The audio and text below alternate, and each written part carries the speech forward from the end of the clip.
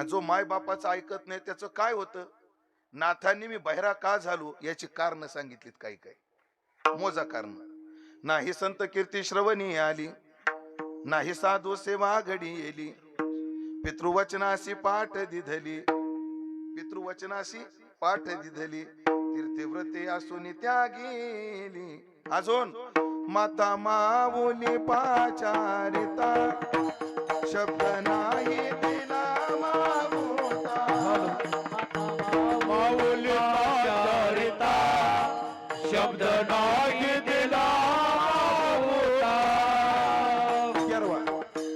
माता माऊली पाचारिता, शब्द नाही दिला मागोता.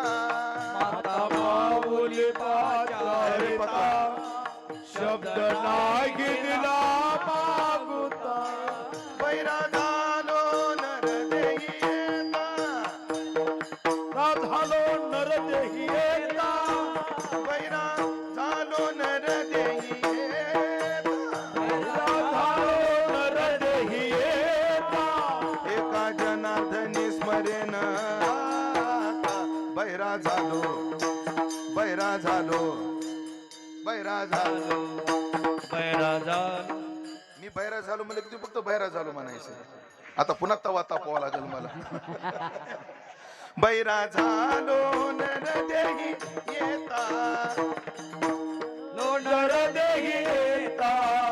बैरा झालो एका जनार्दनी स्मरेन आता, बैरा झालो, बैरा झालो. बैरा झालो, बैरा झालो. बैरा झालो या जगी, बैरा झालो, बैरा झालो, बैरा झालो या जगी, बैरा झालो, बैरा झालो, बैरा झालो या जगी, बैरा झालो, बैरा झालो, बैरा झालो या जगी, बैरा झालो, बैरा झालो, बैरा झालो या जगी, बैरा झालो, बैरा झालो, बैरा झालो, बैरा झालो, बैरा झालो, बैरा झालो, बैरा झालो. बैरा झालो या जगी, बैरा झालो, बैरा झालो, बैरा झालो या जगी, बैरा झालो, बैरा झालो.